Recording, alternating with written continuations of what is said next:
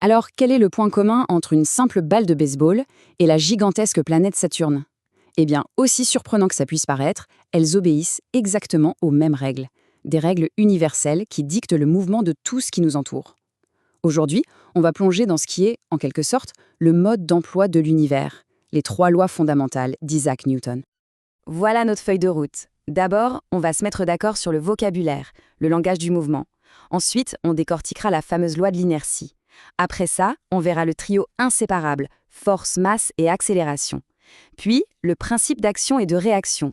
Et pour finir, on mettra tout ça en musique avec un exemple concret pour voir comment ça fonctionne dans la vraie vie. Allez, c'est parti. Première section, le langage du mouvement. Parce qu'avant de plonger dans le pourquoi les choses bougent, il faut qu'on soit tous d'accord sur le comment on en parle.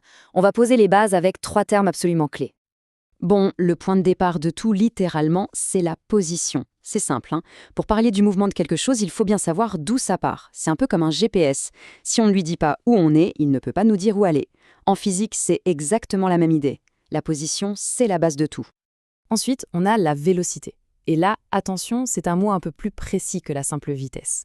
La vitesse, c'est juste un chiffre. Ça dit à quel point on va vite. Mais la vélocité, c'est plus complet. Ça nous dit à quel point on va vite et dans quelle direction. Par exemple, dire « je roule à 50 km/h », c'est une vitesse. Mais dire « je roule à 50 km/h vers le nord », ah, là c'est une vélocité. Et cette petite différence, en physique, elle change tout.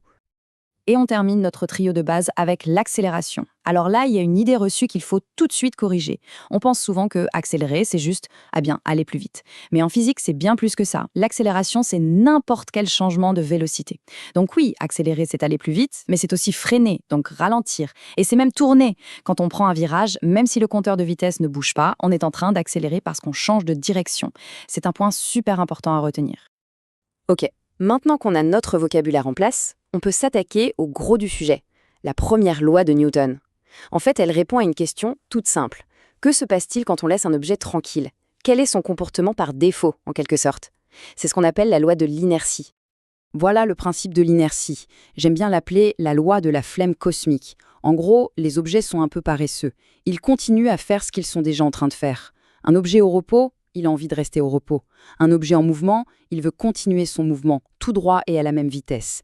Pensez à un satellite dans l'espace. Une fois lancé, il n'y a rien pour le freiner. Alors il continue, indéfiniment, à moins qu'une force ne vienne le perturber. Et bien sûr, les physiciens adorent traduire ça en une petite équation bien propre. La voici. Ça peut faire un peu peur, mais c'est très simple en réalité. Ce sigma Fx, ça veut juste dire la somme de toutes les forces qui viennent de l'extérieur. Si le total de toutes ces forces est 0, imaginez 2 équipes qui tirent à la corde avec exactement la même force, eh bien alors, Vg, la vélocité, ne change pas. Elle reste constante.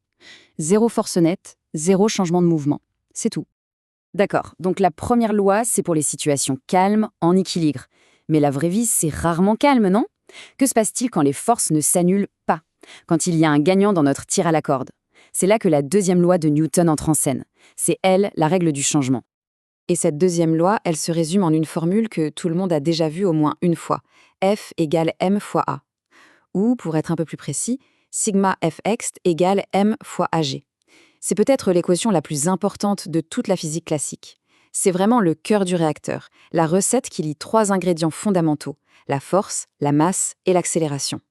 Ce qui est super important de comprendre avec ce sigma Fx, c'est que ce n'est quasiment jamais une seule force.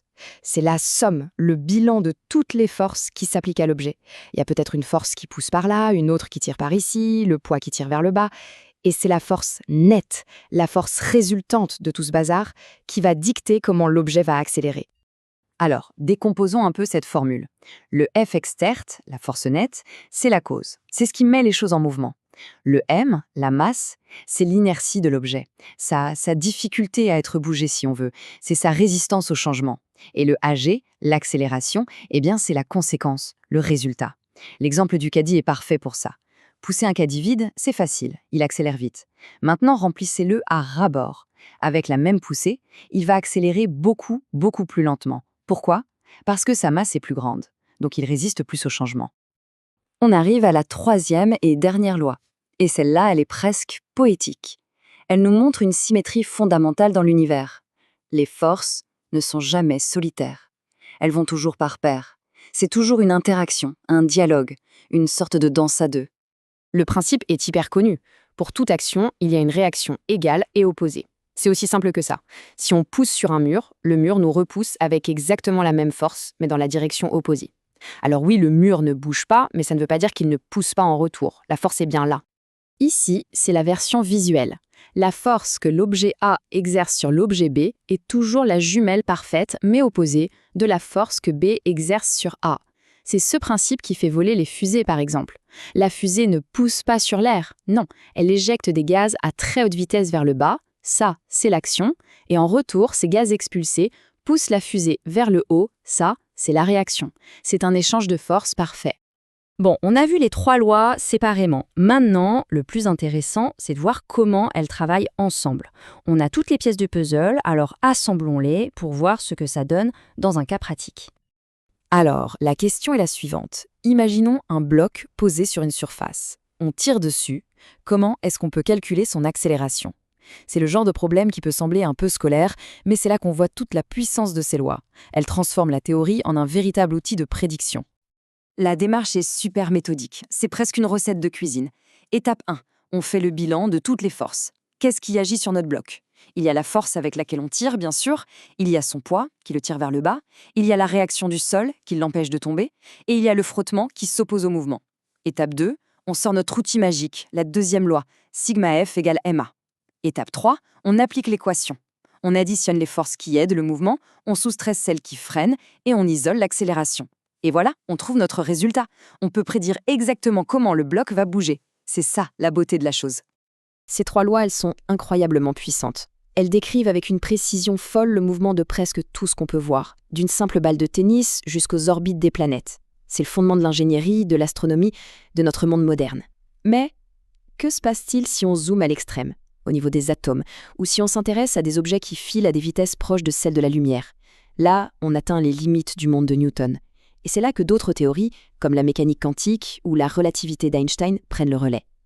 Les lois de Newton ne sont donc pas toute l'histoire de la physique, mais elles en sont le premier chapitre, un chapitre absolument fondamental et incontournable.